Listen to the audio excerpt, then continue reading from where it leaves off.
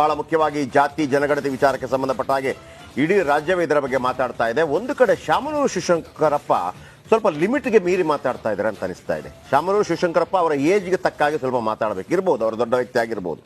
ಏನ್ರಿ ಲಿಂಗಾಯತರನ್ನ ಎದುರಾಕೊಂಡು ರಾಜ್ಯಭಾರ ಮಾಡೋಕ್ಕಾಗತ್ತಾ? ಒಕ್ಕಲಿಗರನ್ನ ಎದುರಾಕೊಂಡು ರಾಜ್ಯಭಾರ ಮಾಡೋಕ್ಕಾಗತ್ತಾ? ಏನು ರಾಜ್ಯಭಾರ ಅಂತಂದ್ರೆ ಇಡೀ ರಾಜ್ಯವನ್ನೇನು ಶಾಮನೂರು ಶಿವಶಂಕರಪ್ಪ ಅವರ ಮನೆಯಿಂದ ನಡೆಸೋದಾ? ಇದೇನು ಪ್ರಜಾತಂತ್ರ ವ್ಯವಸ್ಥೆ ಅಲ್ವಾ? ಹಾಗಿದ್ರೆ ದಲಿತರು, ಹಿಂದುಳಿದವರು, ಉಳಿದವರೆಲ್ಲ ಕೇಳಿದ್ರೆ ನಮ್ಮನ್ನು ಎದುರಾಕೊಂಡು ಹಾಕಕ್ಕಾಗತ್ತಾ ಅಂತೇಳಿ ಶಾಮನೂರು ಶಿವಶಂಕರಪ್ಪ ಅವ್ರಿಗೂ ಸ್ವಲ್ಪ ಜ್ಞಾನ ಇರಬೇಕು. ಇಷ್ಟು ದೊಡ್ಡವರಾಗಿ 90, 92, 93 ಆದಾಗಲೂ ಹೇಳ್ತಾ ಇರ್ತಾರೆ ನಾನು ಮುಖ್ಯಮಂತ್ರಿ ಆಗ್ತೀನಿ ಅಂತ. ನಿಮ್ಗೆ ಅನ್ಸೋದಿಲ್ವ ಮತ್ತೊಬ್ಬರಿಗೆ? ಯಾಕೆ ನಿಮ್ಮನ್ನು ಸೋಲಿಸಿಲ್ವ ಅಲ್ಲಿ ದಾವಣಗೆರೆಯಲ್ಲಿ ಯಾರು ಕೂಡ? ಇರಬೇಕು ನಿಜ. ನಮ್ಮ ಅಂದ್ರೆ ಲಿಂಗಾಯತರು ಒಕ್ಕಲಿಗರು ಬಿಟ್ಟರೆ ಬಾಕಿದವ್ರು ಬದುಕಲೇಬಾರ್ದ ಭೂಮಿಯಲ್ಲಿ? ಅವತ್ತೇನು ಹೇಳಿದ್ರಿ ನೀವು? ನಾಯ್ಪಾಡಾಗಿದೆ ಲಿಂಗಾಯತರ ಪರಿಸ್ಥಿತಿ. ಹಾಗಿದ್ರೆ ಉಳಿದವ್ರದ್ದು ನಾಯ್ಪಾಡಾಗಿ ಉಳಿದವ್ರು ನಾಯಿಗಳಾಗಿ ಬದುಕಬೇಕಾ?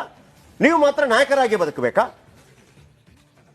ಇರಬಹುದು, ನೀವು ಕಾಂಗ್ರೆಸ್ಗೆ ಬಹಳ ದೊಡ್ಡ ಲಾಭ ಮತ್ತೊಂದು ಮಾಡಿರ್ಬೋದು, ಅದರ ಲಾಭವನ್ನು ನೀವು ತಗೊಂಡಿದ್ದೀರಿ ಕೂಡ. ಏನ್ ಪುಕ್ಷಟ ಒಂದು ಕಡೆಯಿಂದ ಆಗಿಲ್ಲ. ಇದು ಇದೆಯಲ್ಲ, ಇದು ಪರಮಾವಧಿ ಅಹಂಕಾರ, ದುರಹಂಕಾರದ ಪರಮಾವಧಿ. ಏನ್ರಿ ನಮ್ಮನ್ನು ಎದುರಾಕೊಂಡು? ಯಾಕೆ ಡಾನ್ಗಳ ನೀವು? ಡಾನ್ಗಳ ನೀವೆಲ್ಲ?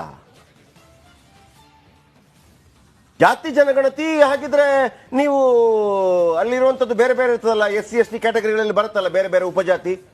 ರಿಸರ್ವೇಶನ್ ಯಾರು ತಗೊಳ್ಬೇಡಿ ಅಂತ ಹೇಳಿ ನಿಮ್ಮ ಸಮುದಾಯದಲ್ಲಿ ಹೇಳಿ, ಆಗತ್ತಾ? ಇವತ್ತು ಜಾತಿ ಲೆಕ್ಕಾಚಾರಗಳು ಕಡಿಮೆ ಜಾಸ್ತಿ ಯಾಕೆ ಬಂದಿದೆ ಅನ್ನೋದ್ರ ಬಗ್ಗೆ ಯಾಕೆ ಕೂಲಂಕಷವಾಗಿ ಯಾರು ಚರ್ಚೆ ಮಾಡ್ತಾ ಇಲ್ಲ?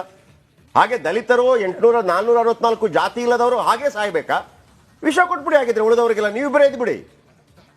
ಇದು ಸರಿಯಲ್ಲ ಶಾಮನೂರು ಶಿವಶಂಕರಪ್ಪ ಅವರು. ನೀವು ಹಿರಿಯರಿದ್ದೀರಿ, ನಿಮಗೆ ವಿಪರೀತ ಮರ್ಯಾದೆ ಇದೆ ಅಂತ ಅಂದ್ಬಿಟ್ರೆ ನೀವು ಕೇವಲ ಜಾತಿ ನಿಮ್ಮ ಜಾತಿ ಮಾತ್ರ